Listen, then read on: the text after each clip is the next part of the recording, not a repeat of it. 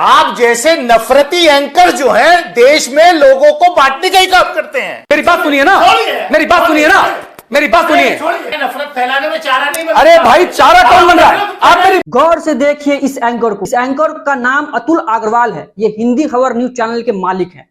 आप जानकर हैरान हो जाएंगे कि जो माइक मेरी बात सुनिए ना, मेरी बात सुनिए ना, जिसके साथ भारत मेरी बात सुनिए, ऐसा घटना मेरी बात सुनिए। मंदिर कहे जाने वाले संसद भवन में भाजपा के नेता रमेश बिधूरी द्वारा उन पर कटवा, आतंकवादी, भड़वा और न जाने क्या क्या शब्दों का इस्तेमाल किया गया। लेकिन यह देखिए इस नफरती एंकर का क्या कह रहे हैं। जिसे रमेश बिधूरी से सवाल करना चाहिए था वो दानिश अली से कर रहा है। छोड़ के भाग जाना।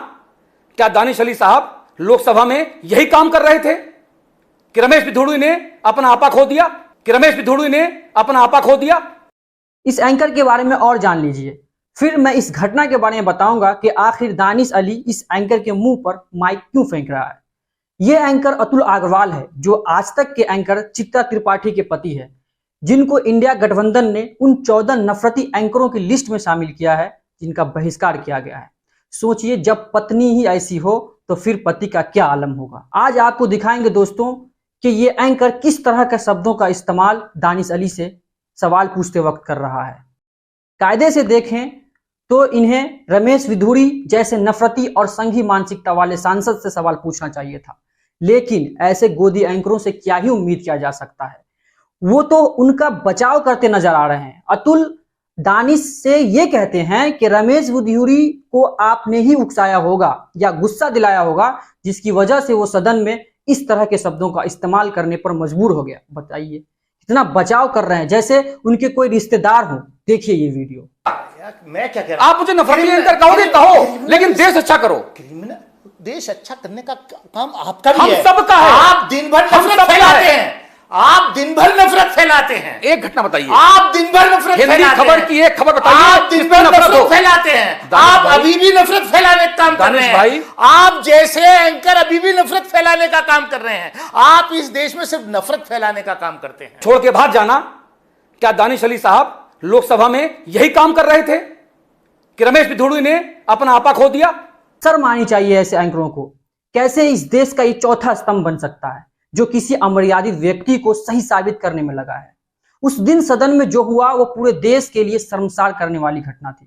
पूरे विश्व में ही शायद इस तरह का घटना हुआ होगा, लेकिन इन एंकरों को अब सिर्फ भाजपा और उनके मंत्रियों के दलाली के सिवा कुछ नजर नहीं आ रहा। रमेश बिधूरी ने सदन की मर्यादा के खिलाफ बात करते हुए इस तरह की टिप्पणी दानिश पर किया, जिसको लेकर भाजपा को विपक्षी पार्टियों का न जाने कितना हमला सहना पड़ा।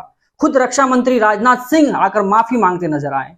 वो अलग बात है कि स्पीकर ओम बिरला ने सिर्फ फॉर्मेलिटीज निभाने का काम किया और केवल चेतावनी देकर उसे छोड़ दिया। ये क्यों किया गया ये बताने की मुझे जरूरत नहीं। आप सब जानते हैं कि अगर इस जगह कोई मुस्लिम सांसद होता या फिर विपक्षी पार्टी का कोई सांसद होता तो ओम बिरला उसे सस्पेंड करने में 1 सेकंड का भी समय नहीं लेते।